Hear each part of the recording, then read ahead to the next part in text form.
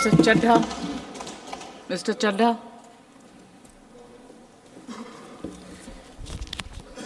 क्या बीजेपी भारत देश में निष्पक्ष चुनाव खत्म करना चाहती है? क्या भाजपा की सरकार लोकतंत्र की कोई अहमियत नहीं समझती? क्या भाजपा की सरकार के लिए संवैधानिक संस्थाओं की कोई अहमियत नहीं है?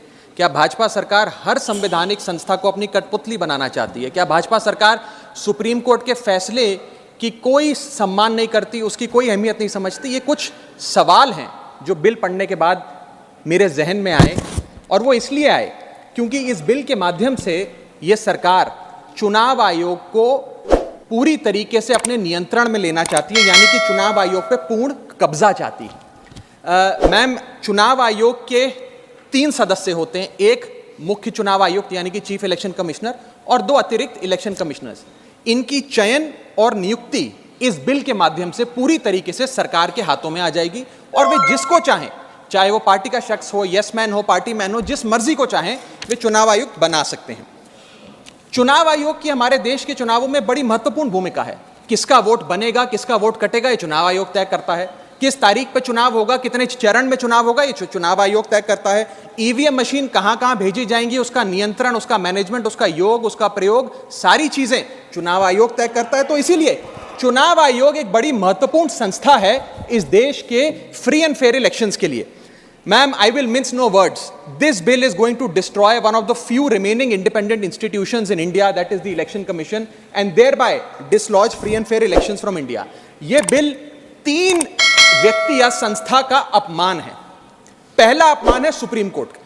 क्यों? क्योंकि सुप्रीम कोर्ट ने इसी साल मार्च 2 को 2 मार्च 2023 को 5 जजों की संवैधानिक पीठ ने सर्वसम्मति से एक फैसला दिया, और वो फैसला ये था कि सरकारी हस्तक्षेप, सरकार का कोई भी दखल चुनाव आयोग की नियुक्ति में नहीं होना चाहिए। यह खत्म करने के लिए हम एक समिति का गठन करते हैं।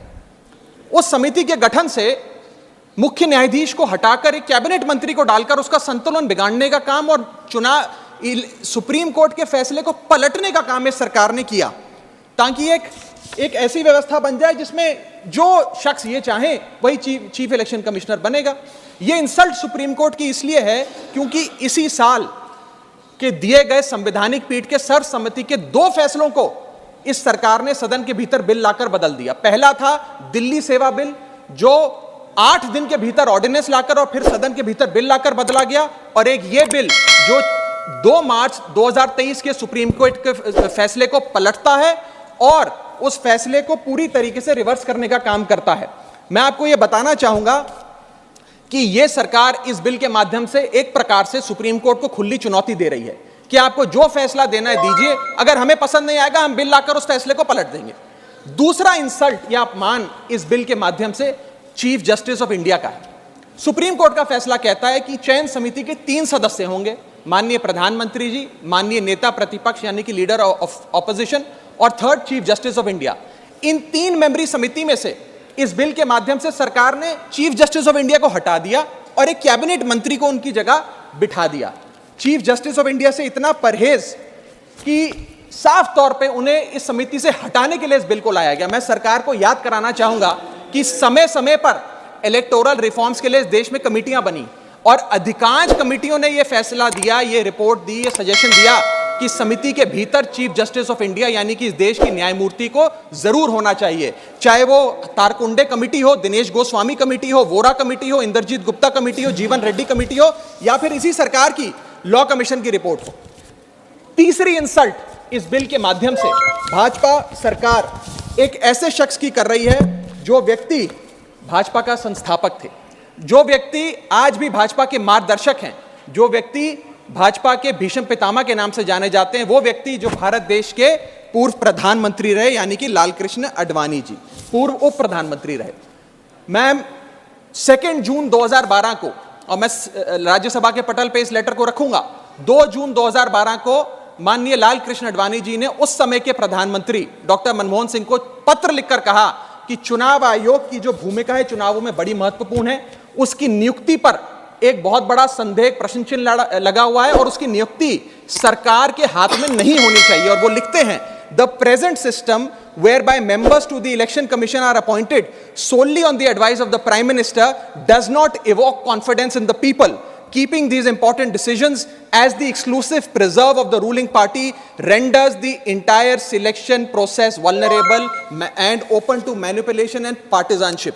और वो कहते हैं कि समिति 5 सदस्यों की हो जो सीईसी की चयन करे, उनकी नियुक्ति करे, जिसमें प्रधानमंत्री हो, जिसमें लीडर ऑफ ऑपोजिशन लोकसभा हो, जिसमें लीडर ऑफ ऑपोजिशन राज्यसभा हो, जिसमें चीफ जस्टिस ऑफ इंडिया हो और कानून मंत्री हो, यानी कि 2 सदस्य सरकार के, 2 सदस्य ऑपोजिशन के और 1 न्यायपालिका के। ये समिति बड़ी अच्छी है, यानी कि अडवाणी जी भी चीफ इलेक्शन कमिश्नर की स्वतंत्रता के लिए, चुनाव आयोग की स्वतंत्रता के लिए लड़ते रहे, लेकिन इन लोगों ने अडवाणी जी को भी उनके हक की, उनके अधिकार की बात नहीं दी। आज मैं सदन में दूसरी बार लालकृष्ण अडवाणी जी के हक की, उनके अधिकार की बात मांगने के लिए खड़ा हुआ हूं। पहला जब उन्होंने दिल्ली सेवा बिल पर कहा था दिल्ली को पूर्ण राज्य का दर्जा दिया जाए, और आज जब उन्होंने कहा कि चीफ इलेक्शन कमिश्नर की नियुक्ति स्वतंत्रता से हो, निष्पक्ष तरीके से हो। आगे मैं 3 महत्वपूर्ण कारण बताना चाहूंगा मैडम, जिसके चलते ये बिल को आज मैं और मुझे लगता है समस्त विपक्ष अपोज करता है। पहला कि ये बिल पूरी तरीके से इलीगल है, गैर कानूनी है, और वो इसलिए है क्योंकि you can not reverse a supreme court judgment without changing the very basis of it. यानी कि अगर आपको सुप्रीम कोर्ट के फैसले को पलटना है तो सुप्रीम कोर्ट जिस फैसले को देते हुए जिस आधार को रेफर करता है, आपको उस आधार को बदलना पड़ेगा। आप सीधा फैसला नहीं पलट सकते। लेकिन इन लोगों ने सुप्रीम कोर्ट के फैसले की मूलभूत भावना को इस बिल के माध्यम से चोट पहुंचाने की कोशिश करी है और निष्पक्षता को चुनाव आयोग की भंग किया है। दूसरी कारण क्यों ये बिल गैर कानूनी, इसलिए क्योंकि ये बिल बेसिक स्ट्रक्चर, मेरा माइक चला गया, क्योंकि ये bill basic structure of the constitution के खिलाफ है। Basic structure of the constitution है free and fair elections, basic structure of the constitution है निष्पक्ष चुनाव और डेमोक्रेसी। अगर बायस्ड इलेक्शन कमीशन होगा तो चुनाव भी बायस्ड होगा।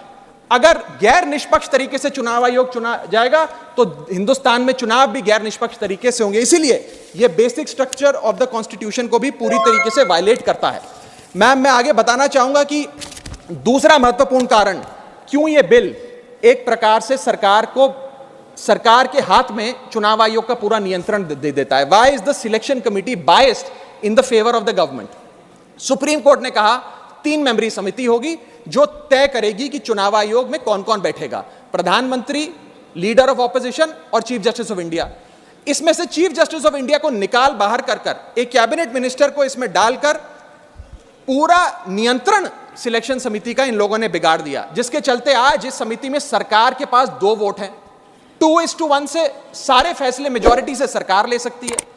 इसमें सर्वसम्मति से फैसला नहीं लेना, यूनानिमिटी से फैसला नहीं लेना। सरकार चाहे तो 2:1 से कोई भी फैसला ले सकती है, यानी कि सारा नियंत्रण कौन मुख्य चुनाव आयुक्त होंगे, कौन चुनाव आयुक्त होंगे, ये सरकार के हाथ में आ जाता है। और ये एक ऐसी व्यवस्था बनाता है कि एक पार्टी मैन, एक यस मैन चुनाव आयुक्त बन सकता है। वो दिन भी दूर नहीं कि चाहे भाजपा अगर कल तो संबित पात्रा को चीफ इलेक्शन कमिश्नर बना सकती है मैडम, और 2:1 के रेशियो से संबित पात्रा देश के चीफ इलेक्शन कमिश्नर बन सकते हैं। आप सोचिए कि ये कितना खतरनाक होगा अगर वो चीफ इलेक्शन कमिश्नर बन गए। मैं आगे चलता हूं। पैरा 9 इस सुप्रीम कोर्ट जजमेंट का कहता है, the executive alone being involved in the appointment ensures that the commission becomes and remains a partisan body and the branch of the executive. The independence of the commission is intimately interlinked with the process of appointment. यानी कि supreme court ये कहता है कि चयन का जो पूरा प्रोसेस है वो पूरी तरीके से इलेक्शंस कैसे होंगे, फ्री होंगे कि फेयर होंगे, वो तय करता है। मैं आगे चलता हूं, 14 मिनट है मैडम, अभी तो 6 मिनट बाकी हैं। सुप्रीम कोर्ट आगे अपने पैरा 186 में हाईलाइट करते हुए कहता है, a person who is weak kneed before the powers that be cannot be appointed as the election commissioner. A person who is in a state of obligation or feels indebted to the person who has appointed him fails the nation and can have no place in the conduct of elections, forming the very foundation of our democracy. An independent person cannot be biased. It is important that the appointment must be overshadowed even by a perception that a yes man will decide the fate of the democracy and all its promises. यानी कि केवल निष्पक्ष चयन ही होना जरूरी नहीं है, निष्पक्ष चयन जनता को नजर आना भी जरूरी है। It must not only be done, it must be seen to be done. ये सुप्रीम कोर्ट बात कहता है। मैं आगे चलता हूं। तीसरा कारण कि क्यों हम इस बिल को अपोज कर रहे हैं वो है कि ये जो प्रपोज्ड सिलेक्शन कमिटी है इसमें कोई चेक्स एंड बैलेंसेस नहीं है।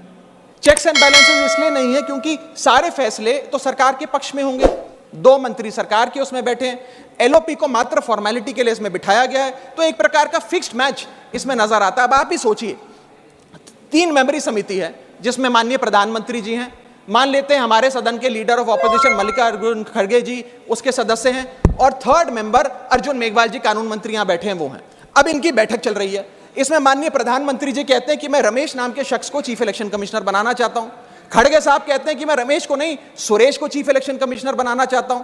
क्या अर्जुन मेघवाल जी जो इसी सरकार के कानून मंत्री हैं वो प्रधानमंत्री जी को ये कह सकते हैं कि नहीं नहीं नहीं प्रधानमंत्री जी रमेश ठीक नहीं है, खड़गे साहब ने जिसको नॉमिनेट किया है सुरेश, मैं भी उसी के हक में वोट देता हूं, उसका चयन हो, वो चीफ इलेक्शन कमिश्नर बने? ये तो हो ही नहीं सकता। तो जो सरकार चाहेगी वही होगा। तो एक प्रकार से निष्पक्षता और स्वतंत्रता चीफ इलेक्शन कमिश्नर की खत्म करने का काम ये करती है। हमने बचपन में एक मुहावरा सुना था, जिसकी लाठी उसकी भैंस। तो ये पूरी तरीके से इस बिल में सिद्ध होता है कि लाठी भी इनकी, तो फिर इस कानून के माध्यम से भैंस भी इनकी। मैं आपको एक और उदाहरण के माध्यम से समझाता हूं। मान लीजिए भारत और ऑस्ट्रेलिया का क्रिकेट मैच हो रहा है, उस क्रिकेट मैच में अंपायर कौन होगा वो एक 3 मेंबर की समिति तय करेगी जो मैच कराएगी। वो 3 मेंबर की समिति में एक ऑस्ट्रेलिया के कैप्टन पैट कमिंग्स होंगे, दूसरे ऑस्ट्रेलिया के प्रसिद्ध प्लेयर डेविड वार्नर होंगे, और 3rd भारत के कप्तान रोहित शर्मा होंगे। अब ये 3 मेंबरी समिति अगर किसी अंपायर को चुनेगी तो वो अंपायर तो हमेशा ही ऑस्ट्रेलिया के साथ होगा, क्योंकि 2-1 की बहुमत ऑस्ट्रेलिया के साथ है। तो क्या निष्पक्ष मैच हो सकता है? क्या इंडिया इंडिपेंडेंट मैच खेल सकती है? ऐसा ही कुछ इस चुनाव आयोग के गठन से, इस बिल के आने के बाद इस देश में होने जा रहा है। मैं आगे चलता हूं मैडम, मुझे बोलने दीजिए। मैडम इसका माध्यम, मैडम मुझे बोलने दीजिए, मुझे डिस्टर्ब ना करें। ये बिल 3 की टेस्ट पे फेल होता है, the test of independence, the test of neutrality and the test of constitutionality. ये हमारा कॉन्स्टिट्यूशनल इंपेरेटिव है कि देश में चुनाव आयोग निष्पक्ष हो, ताकि चुनाव निष्पक्ष हो। अगर चुनाव आयोग निष्पक्ष नहीं होगा तो चुनाव निष्पक्ष नहीं होंगे और लोगों की आस्था इस लोकतंत्र से डगमगा जाएगी। मैं सरकार को कहना चाहता हूं, अगर सरकार सुप्रीम कोर्ट के इस फैसले को पलटना चाहती है, अगर सरकार चीफ जस्टिस ऑफ इंडिया को इस समिति से हटाने के लिए इतनी बेकरार है, तो मैं आज सुझाव लाया हूं कानून मंत्री जी। 3 सुझाव मेरे, इनमें से अगर आप कोई सुझाव स्वीकार कर लें तो मुझे लगता है सारा हाउस एक आवाज में आपके इस बिल का समर्थन करेगा। पहला सुझाव यह है, ये 3 ऑप्शन लाया हूं आपके लिए। पहला ऑप्शन यह है कि चुनाव आयोग का गठन, कौन चीफ इलेक्शन कमिश्नर होगा और कौन इलेक्शन कमिश्नर्स होंगे, इसका गठन 2 मेंबरी समिति करे, जिसमें 2 लोग हों, प्रधानमंत्री और लीडर ऑफ ऑपोजिशन, ये विपक्ष के नेता। ये 2 मेंबर्स सर्वसम्मति से फैसला ले, यूनानिमिटी से, क्योंकि 2 लोगों में मेजॉरिटी तो हो नहीं सकती। तो 2 लोग सर्वसम्मति से फैसला ले, जो भी नाम तय करेंगे हम सब मान जाएंगे। ये ऑप्शन 1। ऑप्शन 2 मैं देना चाहूंगा सरकार को, जो लालकृष्ण अडवाणी जी ने दिया था। लालकृष्ण अडवाणी जी की बात मान लीजिए, मेरी मत मानिए, आपको आम आदमी पार्टी तो पसंद नहीं, पर अपने पेट्रियार्क फाउंडिंग फादर, आपके पितामह भीष्म लालकृष्ण अडवाणी जी का फॉर्मूला ले लीजिए। 5 मेंबरी समिति, प्रधानमंत्री, कानून मंत्री, leader of opposition in Lok Sabha and Rajya Sabha और चीफ जस्टिस ऑफ इंडिया। ये 5 मेंबरी समिति एक निष्पक्ष चुनाव आयोग का चयन कर लेगी। और तीसरा ऑप्शन, अगर ये दोनों ऑप्शन आपको पसंद नहीं, तो मैं आपको वो ऑप्शन बताना चाहूंगा जो कॉन्स्टिट्यूएंट असेंबली में प्रोफेसर शिबन लाल सक्सेना ने दिया था।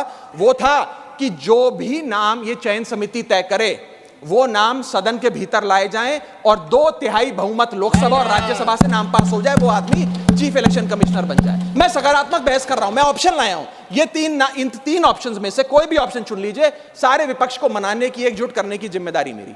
मैं अंत में अपनी बात समाप्त करने से इतना बस कहना चाहूंगा मैडम, कि ये बिल एक डे लाइट रॉबरी है हमारे देश की डेमोक्रेसी की, लोकतंत्र की। इस बिल के माध्यम से भाजपा डेमोक्रेसी को हाईजैक करना चाहती है। And I on behalf of the Aam Aadmi Party oppose this bill, vehemently oppose this bill, because this bill will ensure that India, which is today known as the mother of democracy, will tomorrow unfortunately be known as for mockery of democracy. Mother of democracy से mockery of democracy तक का सफर आप इस bill के माध्यम से तय करने जा रहे हैं। मैं हाथ जोड़कर आपसे विनती करूंगा, इस बिल को वापस लीजिए। लोगों की देश के लोकतंत्र में बहुत आस्था है, उस आस्था से खिलवाड़ करने का काम मत कीजिए। बहुत बहुत शुक्रिया। जय हिंद, जय भारत।